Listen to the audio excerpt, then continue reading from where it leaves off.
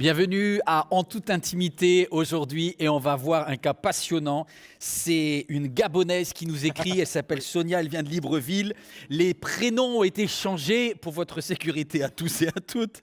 Et l'histoire est assez intéressante parce qu'elle est classique pour nous dans nos églises. Oui, je vous lis l'histoire et puis on en discute après. Donc voilà l'histoire de Sonia, elle vient de Libreville au Gabon. Et voilà ce qu'elle nous dit. J'ai fait mes études à Paris où j'ai aussi trouvé un bon travail. Aujourd'hui, je gagne bien ma vie et je voudrais m'acheter un appartement, mais j'ai promis à ma famille au pays de les soutenir financièrement tous les mois. Et là, c'est vraiment un cas de figure qui est classique. Mon mari, parce qu'elle est mariée, qui est français, ne comprend pas. Il me dit que mes parents sont des adultes et qu'ils ont un travail, donc pourquoi continuer de les soutenir ? Nous avons des tensions dans notre mariage à cause de cela. Aïe, aïe, aïe. À cause de ma promesse, on ne peut pas déménager parce qu'ils n'ont pas assez d'argent. Si j'arrête de soutenir mes parents, ils ne comprendront pas et vont m'en vouloir. Je les aime, mais je me sens totalement coincé. Qu'est-ce que je dois faire dans cette situation ? Et je pense que là, ça parle à beaucoup de personnes qui, et c'est souvent normal, renvoient à quelque chose au pays, mais ensuite qui se sentent même coincés pour leur vie, Oui. là où ils sont établis. Avec un conjoint pour qui c'est complètement étranger. C'est vrai que dans une culture peut-être occidentale, on ne comprend pas pourquoi on a besoin de soutenir ses parents pendant si longtemps. Non, et puis peut-être que les parents, quand ils ont envoyé Sonia, il y avait un petit peu cet accord, cette promesse, parce qu'on parle aujourd'hui on parle d'engagement, de dire par la suite, tu prends l'engagement de nous soutenir. C'est pour ça qu'elle se sent un peu aussi bloquée. Ouais. Mais quand elle est partie, elle était jeune, elle était étudiante, elle était célibataire, donc l'engagement a été pris à ce moment-là, dans des conditions où ça pouvait se comprendre. J'imagine aussi les parents qui ont investi dans le départ de leur fille, financièrement, qui l'envoient dans un pays où elle peut faire des études, où elle a des chances de réussir, de faire une carrière, d'avoir une vie meilleure. Et ça fait partie quelque part de l'engagement. Et puis ensuite, la vie fait que les choses évoluent. Elle rencontre un Français, elle se marie avec. Alors, est-ce que les circonstances comme ça peuvent nous libérer de notre engagement ? Si vous voulez bien, on va passer la liste au crible de ce que l'on fait maintenant depuis déjà plusieurs jours. Alors, le crible, on va analyser le avant l'engagement, le pendant et le après. Donc, quand elle a pris cet engagement, quelque part, c'est sa culture africaine, c'est parce qu'elle était du Gabon, etc. Et il y avait cet engagement moral au moins, par rapport aux parents. dire, peut-être même, elle a peut-être prononcé, je vous aiderai. Je donnerai, je ne sais plus, je crois pas qu'elle a mis la somme. Hein, non, elle n'a pas mis. Par mois, mais bon, voilà, c'est substantiel pour elle. Et apparemment, à l'époque, elle était célibataire. Oui. Donc, sous l'autorité de ses parents, envoyée par ses parents, donc avec un sentiment d'être en dette quelque part par rapport à leur générosité. Ouais. Alors, dans l'analyse, c'est humainement, est-ce qu'elle avait raison ? C'était culturel. Oui. On peut dire par oui. rapport à Dieu, c'est vrai que des fois, on s'engage un peu vite là. Et par rapport à Dieu, je pense que dans son cœur, j'imagine que culturellement, c'était la seule chose qu'elle pouvait faire. Parce que Dieu elle pensait être généreuse en fait. Oui. Elle dit j'ai reçu, je donnerai. Et elle pensait sans aucun doute honorer ses parents en retournant une somme qu'elle aurait à leur disposition quand elle aurait un travail. On avait vu que le danger peut venir de ces engagements perpétuels. Oui. Parce que c'est très dangereux de s'engager sans mettre une date de fin. Parce que est-ce que c'est jusqu'à quel Mais c'est surtout, on ne maîtrise pas, Jésus est clair, on ne sait pas de quoi demain sera fait, on ne peut même pas changer la couleur d'un seul de nos cheveux. Oui. Donc c'est extrêmement dangereux de s'engager pour des années, parce qu'on ne sait pas de quoi ces années seront faites. Peut-être qu'elle n'aurait très bien jamais pu trouver de travail, être obligée de rentrer au pays, et là elle n'aurait jamais pu honorer sa parole. Financièrement, si vous vous engagez en générosité, mettez une date de péremption, parce que sinon c'est compliqué.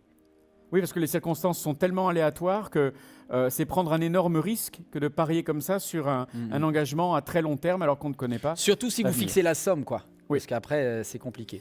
Alors le 2, pendant. Pendant, là, dis donc, son couple, là, il est en train de prendre cher. Et il y a un gros changement. Il paye cher, c'est le cas de le dire. Le couple paye cher. Alors là, elle prend un engagement en tant que jeune fille. Oui. Et d'un seul coup, elle change de statut. Elle se marie. Est-ce que ça la dispense de tenir son engagement ? Je pense qu'elle passe, spirituellement parlant, sous la responsabilité de sa propre famille. De sa propre famille. Elle est une femme mariée d'abord, avant d'être une fille. Et ça, c'est pas toujours facile, peut-être culturellement. Là, ça fait des étincelles. Ouais, de l'accepter, mais elle est l'épouse de son mari avant d'être la fille de ses parents dès l'instant où elle est mariée. Est-ce que tu veux dire que le mari compte plus que le papa? Je pense que si l'on se réfère à l'écriture, Sois un petit peu courageux, pasteur. Sois un petit peu courageux. je pense que oui. Oui, dans la hiérarchie des priorités de Dieu, c'est d'abord mon intimité avec Dieu, puis ensuite mon couple. Dieu en un, Mon couple le en conjoint second, en deux, les enfants quand il y en a en trois, et ensuite le travail, les ascendants. Ah ouais, etc. d'accord. Et puis les ascendants seulement après. Donc en fait, culturellement, on a ce dicton, c'est que ma culture doit s'arrêter là où commence l'écriture. Ouais. Et je pense que là, on est vraiment dans un cas de figure similaire. Ça ne veut pas dire forcément qu'il fallait arrêter tout soutien aux parents. Si son conjoint est d'accord, pourquoi pas? Ouais. Mais on ne peut plus s'engager sur la base de ce qu'elle avait promis en étant jeune fille, ni fiancée ni mariée. Aïe, aïe, aïe. Aïe, aïe, aïe.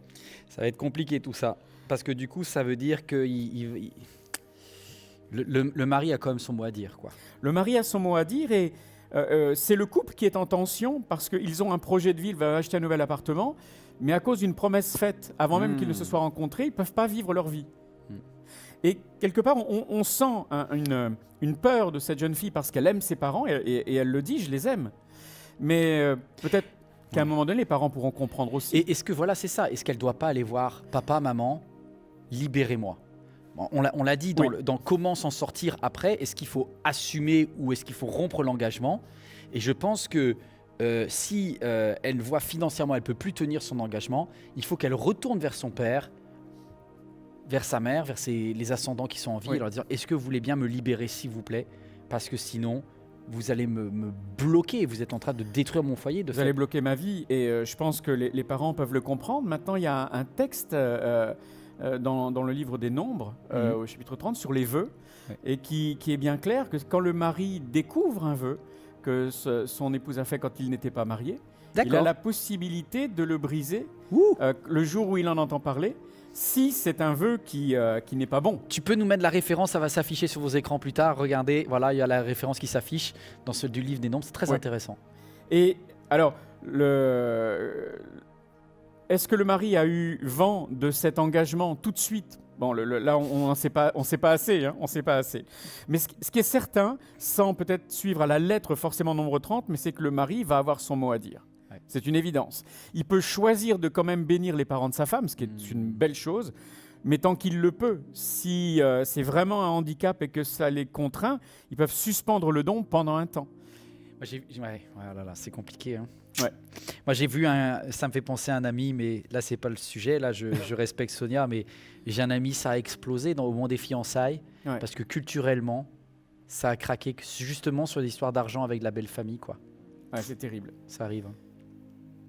Et là, je pense que la Bible est claire, l'homme quittera son père et sa mère, s'attachera à sa femme pour devenir une seule chair et en fait recréer une nouvelle cellule familiale. Et il y a aussi un verset qui dit que la jeune fille quittera aussi ses parents pour s'attacher à son mari. Et je pense que la cellule familiale nouvelle qui est créée prend le dessus sur les familles d'envoi. Maintenant, culturellement, c'est difficile. Et c'est là que notre culture, quelle qu'elle soit, parce qu'on a tous une culture d'origine, doit s'arrêter là où commence la culture de l'écriture. Amen. Ouais. Amen. Ce sera notre mot de la fin. La Bible passe avant nos traditions. C'est pas facile, nos traditions bretonnes aussi. Moi, je suis breton. La Bible s'impose.